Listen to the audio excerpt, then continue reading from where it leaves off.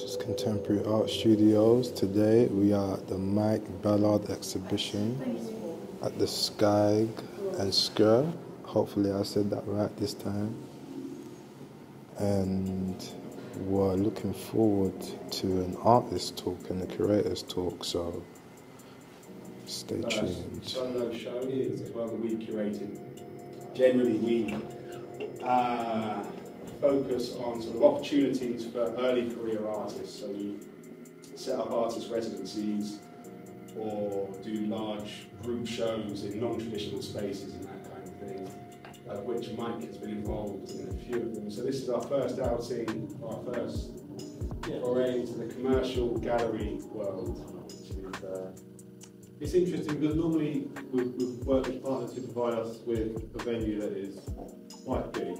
And because of the scale of it, they're not really that many walls, but there's a lot of empty space. So those shows that we've done previously, we've invited sculptors in and tried to provide them with space and time to build on site, meaning they can more often than not go bigger than they would be able to do in their studios. And then we can have these kind of, not necessarily immersive exhibitions, but exhibitions that kind of need to be experienced because they can't be replicated somewhere else. Lots of sort of site-specific work. Yes. So when we first started working with Mike in 2019, we had a boiler room, a stack of boiler rooms, and one of those rooms had an office in it that had some windows in it.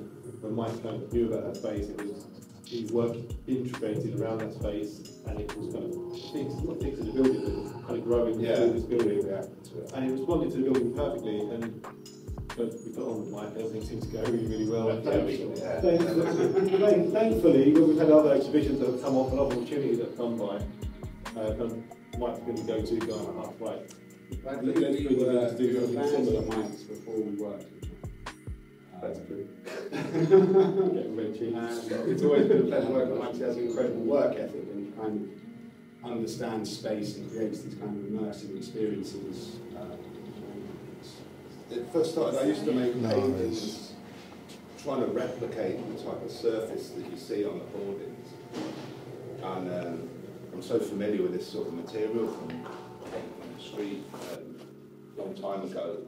And I was making these paintings trying to replicate this, and I thought, what are you doing? Like, why are you trying to make this when it already exists? Like, the paintings are super redundant. I may as well just go and take the hoardings because it's all there. I haven't got to make these decisions about how to paint or just trying to fake something that's so real and sort of, you can't fake this type of weathering, the graffiti, the removal of it, the painting over. So then I was just like, okay, I'm just going to go and take the hoardings. So I'm always drawn between, like, do I make a painting or just go and take a painting? So then I just started sort of scavenging hoardings from different building sites around London, wherever I'd see them, when they really sort of had a certain aesthetic. I'd either approach site managers and ask if I can take them and try and explain the sort of thing to them. Or other ones where the site's too big or it seems too much sort of red tape to go through, I'll just go and take them and replace them with new wood. I think it's interesting when you were talking earlier about collaging of photographs and stickers and bits and pieces that you've found on the street, and then finding these hoardings and thinking, oh, that looks great, and how some of them, you've definitely got the collages that you've got here and there, there's one down there as well, where you've taken bits that you've obviously liked from a bigger piece of wood, and collaged them into something of their own that is kind of directly linked to the hoarding and the place that it was both guarding or keeping you out of. And now it's here, it's in someone's house, or hopefully in someone's house, inviting you into an area that is also still private. There's an interesting story there between what was once made to keep you away is now being reinterpreted into something to pull you in. And it makes people, well, perhaps for me anyway, it brings me in closer to these collages, especially these ones here, and to work out what parts, like what they might have been before, or where they might have come from before. Especially when I've seen previous shows of them, you might recognise that colour from a sculpture that I've seen somewhere else. And you go, oh, that's not necessarily from that sculpture, but it's from that 6 month period. where you have that palette. And you can work from it. Yeah. I think that's a really interesting thing, and not many people get the opportunity to really explore their practice. Like there's a timeline to what you're doing. Once you already cut down to a certain point, you can't really make a sculpture out of it. Well, yeah, the wall-based pieces came by that sort of circle of making these paintings that I was trying to make of hoarding textures, and then eventually going and taking the hoardings.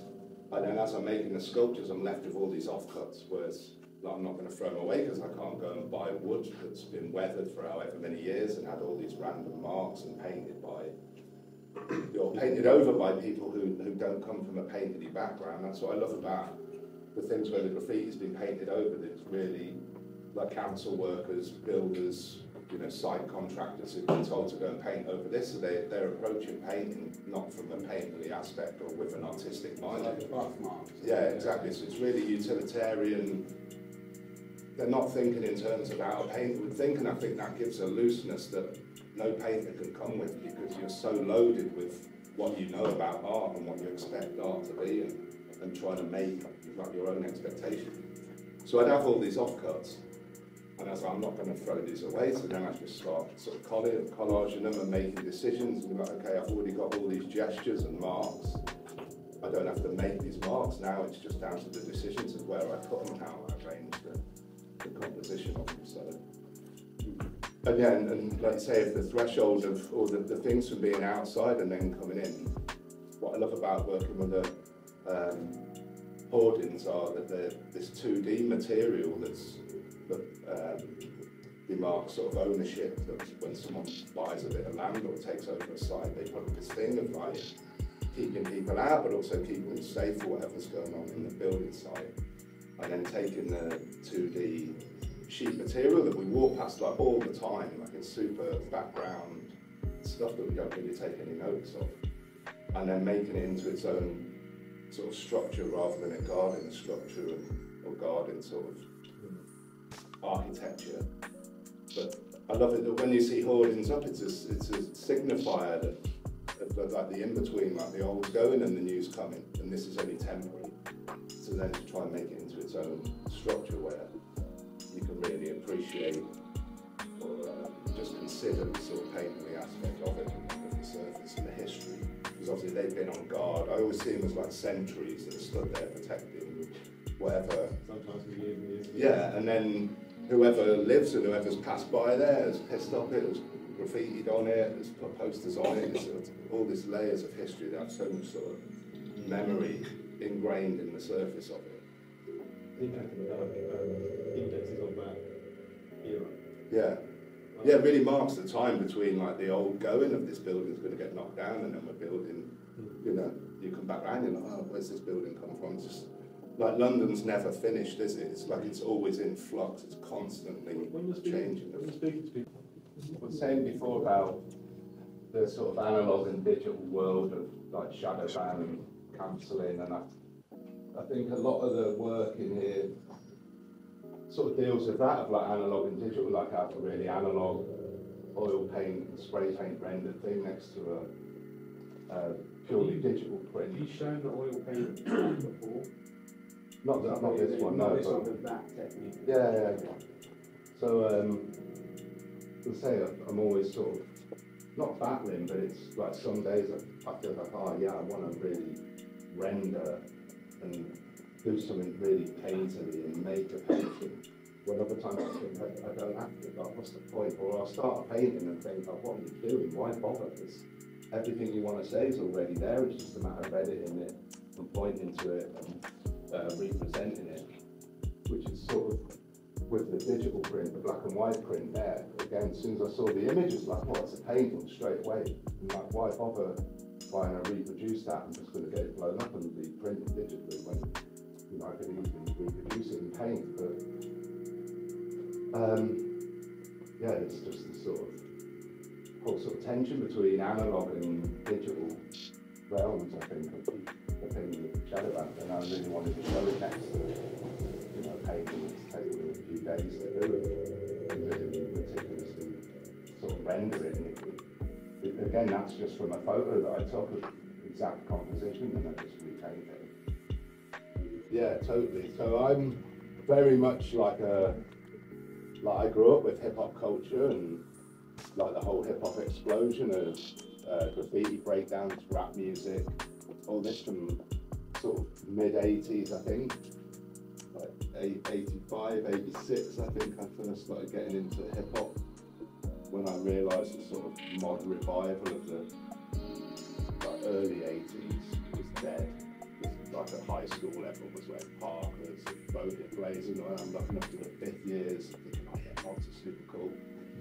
And I had a fishtail Parker and listened to the Jam, and I was obsessive mod. And one day this older kid went, mods are dead, mate, that's from the 60s. And I was gutted, I was like absolutely gutted. I was like, oh yeah, it's such a throwback thing for someone who was meant to be so sort of modernist and forward looking. And without going down a real wormhole of my history of how I first got into hip hop, because someone recorded Electro 9, which is a compilation album of old electro music, but they recorded it, instead of on 33, they recorded it on 45. So the first few months I was actually listening to drum and bass in 1988, thinking that everyone was on helium when they rapped. It's because my friend had recorded it at the wrong speed. To another friend took my headphones off and was like, that's lovely fresh, the show, but at 45 instead of 33. And then I was gutted because I was like, oh, it's not less energetic.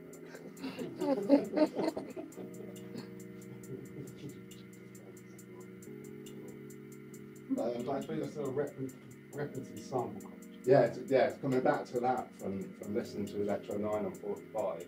I grew up listening to hip hop, and then you're like, oh yeah, this music's incredible, and then you realise that they're samples, and it's like, this is actually a collage culture of like the sound that I'm listening to now is made from drums from James Brown and whatever, from like Average White Band or bits from here, and you're like, this is insane, like, what an incredible thing that they've taken all these existing things, which comes back to the whole thing of like, of hoardings and taking photos and that, and it's like, oh, you put it together, like these existing things, but made something that's just incredible from this other, you know, it's like some otherworldly sound that have made from these other sort of separate elements.